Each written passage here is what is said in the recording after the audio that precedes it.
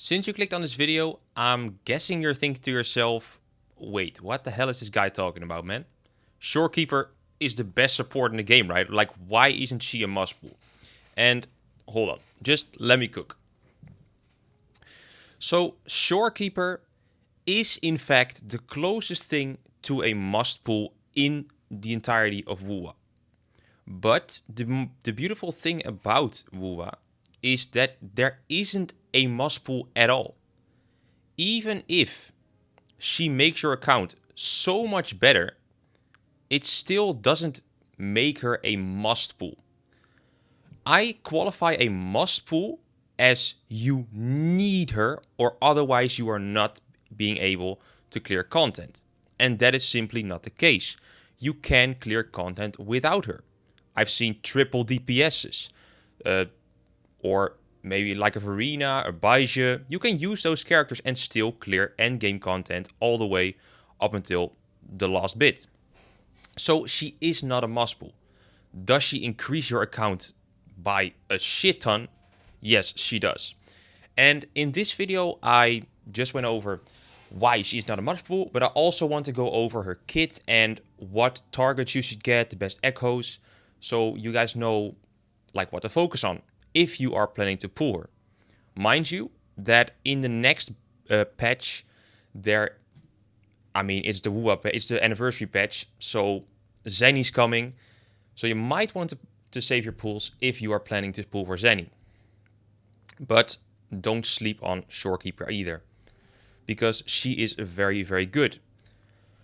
And before I go into her as a character, I quickly want to go over the summoning, because her banner is actually very, very short.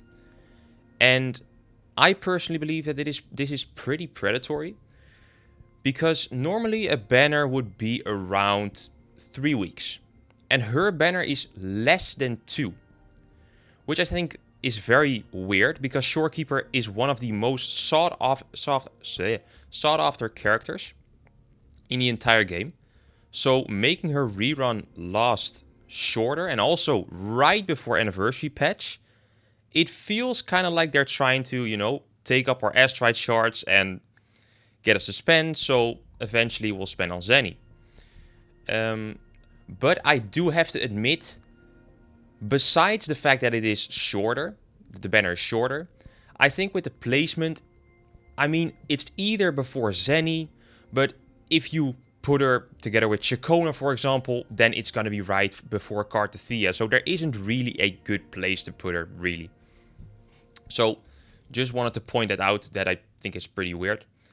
But now going into the character herself. So for Shorekeeper, you should know basically a couple of things. Her echo set is always going to be Rejuvenating Glow. She wants that 5 set, which increases the attack to all party members upon healing allies, and you get more healing out of her. It is by far the best set, and literally I can't imagine anything else that's better. So that's for the echoes, and for the main stats, you should go for, healing bonus, crit damage, really those two. Anything else? No, not energy regen, only the three costs, but mostly healing bonus and crit damage, I'd say. And then for the 3 cost, you should definitely go with energy regen. And the reason for that is, I'll explain that a bit later when I go over her kit. So you should try to get energy regen in all of her subsets as well, because when you go over to her kit, her Resonance Liberation is basically her ult. If you're new to Wuwa, Resonance Liberation is her ult. So when you press her ult and you intro into another character, then the circle in which basically what her ult is, it will change into a different color, and the character that is currently on the field will get a maximum of a 12.5% crit rate increase. And for every 0.2% of Shorekeeper's energy regen, all party members gain 0.01 increase of crit rate. So that's why you should go for main stat energy regen, and also in the substat try to get energy regen. And if we pull out the calculator, we can just simply divide 12.5 by 0.01, times that by 0.02. No, that's not right. 12.5 divided by 0.01, yes, and then times 0.2, yeah. So for the maximum amount of crit rate you can get, you need 250% ER. I currently only have 246, so I need like one more good substat, and then I'll get it. It's not that hard to hit, honestly, but still try to get this benchmark. Going above it is fine, but not really necessary. And if you perform a intro skill again, then your party member will not only get the crit rate bonus, this stacks by the way, so she will not only get the crit rate bonus, but she'll also get a crit damage bonus, right? So here it is: for every 0.1% of Shorekeeper's energy regen, all party members gain 0.01% increase of crit damage up to 25%. It's basically the exact same. I'm not going to pull out the calculator, but 250 ER and you get the crit damage of 25%. So Shorekeeper is mainly focused around a hyper carry, in which you have the support, which is Shorekeeper. You press ult, you do the intro skill with your sub DPS, then you build up enough concerto to which your main DPS can come in, and your main DPS will benefit from all of the above, right? So you could use her in a like Shorekeeper and then 2 main DPSs. You could. It's just that one of the main DPSs is not gonna get the full benefit from her ult, right? From a Resonance Liberation. And when this is all done, so you've done your rotation with Shorekeeper, sub DPS, main DPS, and if you then, inside the circle of a Resonance Liberation, press her intro skill, then she will do a pretty decently, she'll do pretty decent damage, I would say. Pretty good, actually. And she will perform a different animation. But you do have to be in this latest stage for her to do that. And that is also the reason why I would suggest you guys to only upgrade your intro skill to level 10. Because that's the only real damage dealing part of her kit. Her Resonance Liberation, you might think, whoa, that's the best thing, I need to invest in it. No, not really. Because her Resonance Liberation kinda, only does the healing, and it isn't that important. If it would change the amount of crit rate you would get and crit damage, sure, definitely invest in it, but it doesn't. So you can go to 6, but weekly boss materials are very hard to get by. So you should definitely try to invest wisely, so you don't waste weekly boss materials. So intro skill to probably level 9, 10. These all the way to 6, so you don't waste your weekly boss materials. And these substats you can get if you want to. Not really necessary, but you can do it if you want to. And these 2 skills, they're not... this one is actually pretty decent because it increases Shorekeeper's energy regen by 10. Like when the resonator on the field is within the effective range of Stellar Realm, Shorekeeper's energy regen is increased by 10. So I only have 246% energy regen, but when I press the ult, I now have 250 or 256, which is very nice. And this one, basically, if you die, it takes a fatal blow. They will not be knocked out and will instantly be healed for 50% of Shorekeeper's HP. It's basically a one-time revive. Not that important, to be honest, but it can definitely help in harder content, 100%. And basically, I've gone over her kit. Oh yeah, I also wanted to go over her weapon. Her weapon, in my opinion, is not that important because you have a very decent option as a free-to-play. Or not free-to-play, but I mean, you probably have a variation as a second option. If you don't have a variation, it might be good to get her a weapon, but it isn't necessary. Because this gives a shit ton of energy regen. And it also gets you 8 Concerto energy, which will make it easier to get your ult. And this effect can be triggered one time every 20 seconds. But, of course, her weapon is gonna be better, right? Like, if a 4-star weapon would be better than a 5-star weapon, I don't know what we're talking about. But, oh, no, not this one. Hold up. 2 seconds, yes. I need to go... Info? I'm bad at this, guys. Okay, let's go. Yeah, so her weapon. Astral involvement increase HP by 12%. I mean, sure. Restore 8 Concerto energy when casting Resonance Liberation. This effect can be triggered one time every 20 seconds. This is basically the other weapon, right? So literally from this point to this point, that's the other weapon. So the only difference is HP increased by 12%, which will increase more healing. I mean, not that important. And it increases attack by 14% for all allies. 14% is actually not even that big of a deal. It's only 1.5, even less if you get maxed out substats, but around 1.5 substats worth. And do I think it's worth spending like 80 pools maximum to get this weapon? No, I don't think so. It's definitely not worth it in my opinion. You could go for her copies. I'm personally not a big fan of getting copies because I want to try out as many characters as I want as free-to-play. But they are definitely very, very good. And now I want to go over why I think that even though she's not a must pull, she serves so much more for your account than other characters because she is universally good.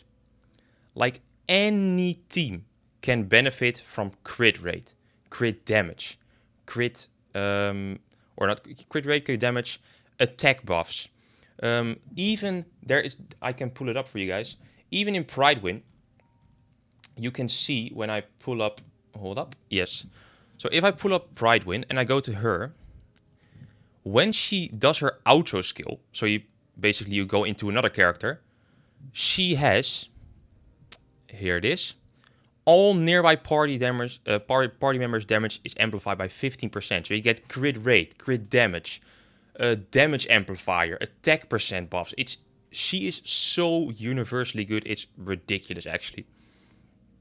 But is she necessary? No. But she's very good. So why is she better than all the other characters? Because with a lot of characters like, a Rocha or a Yinlin or a... Let's actually look at it within Pridewin. Go here. So let's look, for example, at Zhezhi, which is a sub DPS, kind of. So let's look at her auto skill.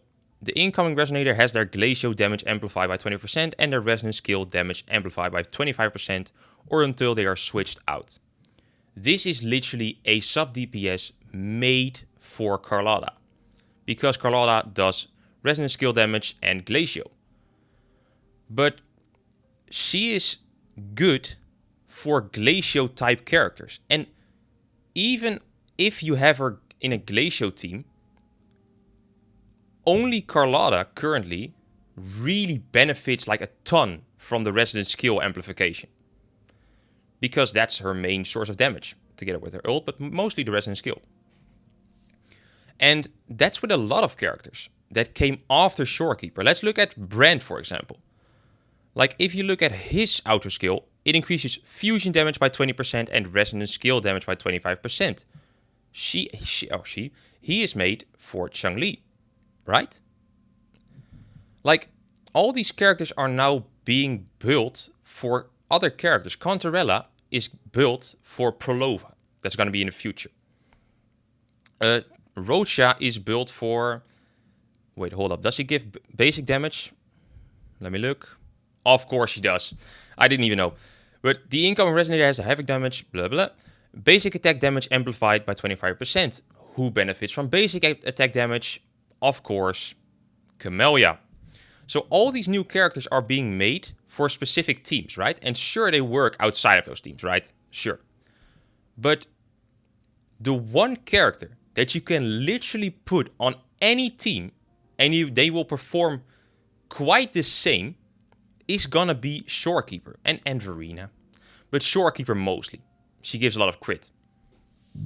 And that's why she's so universally good. And I think that they stepped away, Kuro, from making these universal type characters because the only way for her to be power crept is by introducing another universal support that does the exact same, but then better.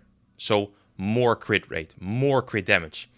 And as you guys have probably seen in the latest patches with HSR, whatever, power creep is a very big point of discussion and people hate that shit. So I think Kuro wants to stay away from that. And that's why they are introducing more characters that are specific, but also kind of work outside of those specific teams, instead of one big universal support. Literally, you can plop her on any team and she will work. So is she future-proof? 100%. Unless Kuro decides to introduce more supports, or more universal supports, which I think they will not do. But if they do, she might get power crept. I don't know. I can't see in the future. But I think she is probably the best future-proof character in the entire game. Not even joking. 100%. So, yeah, that's about it. About what I wanted to say to you guys about Shorekeeper. And should you pull for her? I honestly believe that if you enjoy the game more by dealing more damage, yes, then I think you should pull for her. If you like her design, if you like her gameplay, pull for her. I love in WoWA that you don't need a character. You can just look at a character, say, okay, I like this one. I want her. I would not even care about some characters. Sure, Rocha might be good, but I could not care less about her. That's just my opinion. And with Zanny, I just fucking love her design, love her gameplay, seen the leaks, and that's why I want to pull for her. And I love that you can just do that in these games. So, yeah, just look at, okay, who do I rather want? Shorekeeper or Zanny? Can I get them both? Okay, I might pull for them both. If I can get one, who of the two do I like better? And just summon for that. At the end of the day, you should pull for a character because you like that character and it will make the game more enjoyable for you. Right? That is what gaming is all about, right? Enjoyment. So choose who you want, not because of the meta. I want to thank you guys for watching, and I'll see you guys in the next one. Bye.